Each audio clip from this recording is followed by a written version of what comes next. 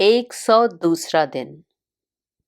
नए अहदनामा में से आज की तलावत मुकद्दस लूका की अंजील उसका 4वां बाब पहली आयत से लेकर 35वीं आयत तक। फिर ऐसा हुआ कि वो सब्बत के दिन फरीसियों के सरदारों में से किसी के घर खाना खाने को गया और वो उसकी ताक में रहे। और देखो, एक शख्स उसके सामने था जिसे जलंधर था। यीशु ने शरा के आलिमों और फरीसियों से कहा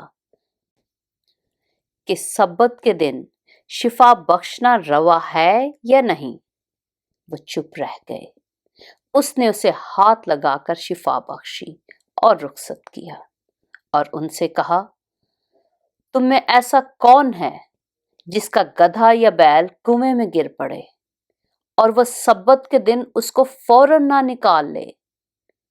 वो इन बातों का जवाब ना दे सके।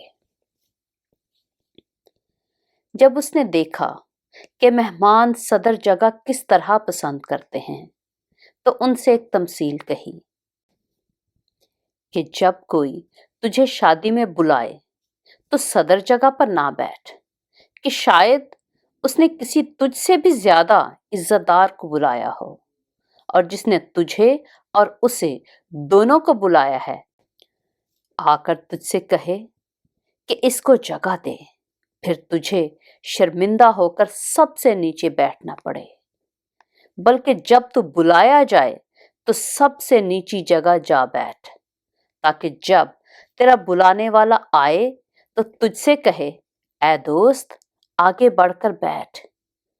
तब उन सब की नजर में जो तेरे साथ खाना खाने बैठे हैं तेरी इज्जत होगी। क्योंकि जो कोई अपने आप को बड़ा बनाएगा वो छोटा किया जाएगा, और जो अपने आप को छोटा बनाएगा वो बड़ा किया जाएगा।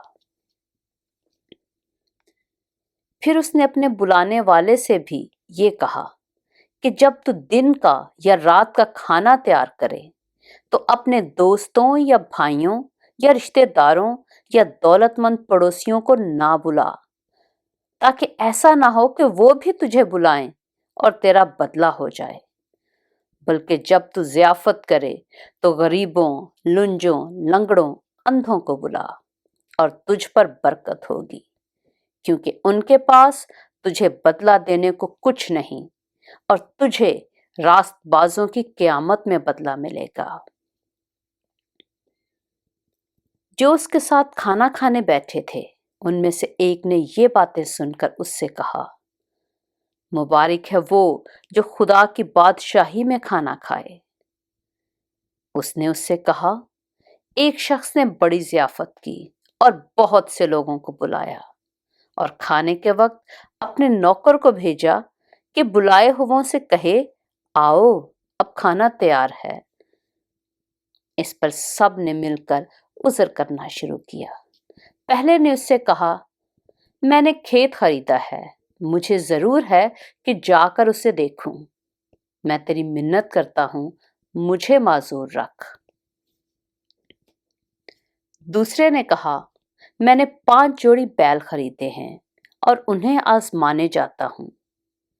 मैं तेरी मिन्नत करता हूं, मुझे माजूर रख। एक और ने कहा, मैंने ब्याह किया है, इस सबब से नहीं आ सकता। बस उस नौकर ने आकर अपने मालिक को इन बातों की खबर दी।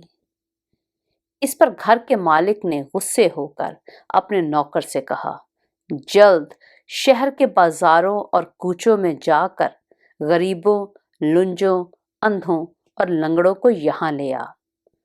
नौकर ने कहा, ऐ खुदावंद, जैसा तूने फरमाया था वैसा ही हुआ, और अब भी जगह है।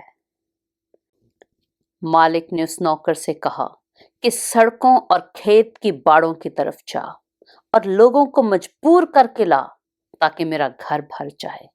क्योंकि मैं तुमसे कहता हूं कि जो बुलाए गए थे उनमें से कोई शख्स मेरा खाना चखने ना पाएगा।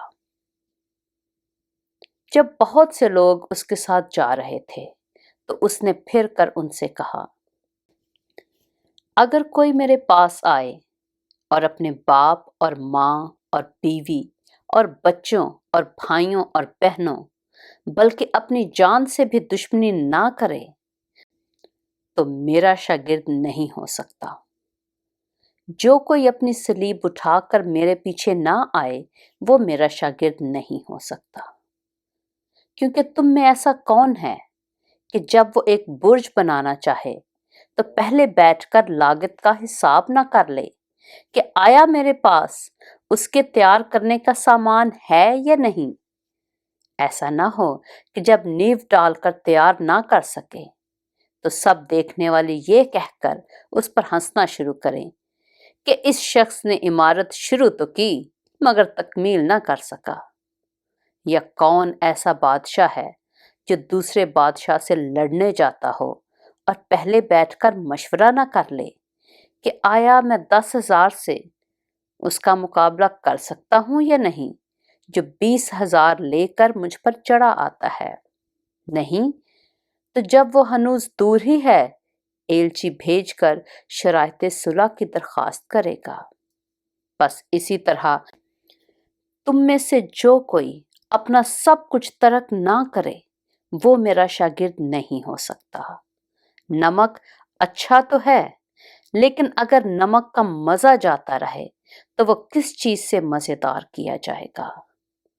نہ وہ زمین کے کام کا رہا نہ کھاد کے، لوگ اسے باہر پھینک دیتے ہیں۔ جس کے کان سننے کے ہوں وہ سن لے۔ پاک کلام کے پڑھے اور سنے جانے پر خداوند کی برکت ہو۔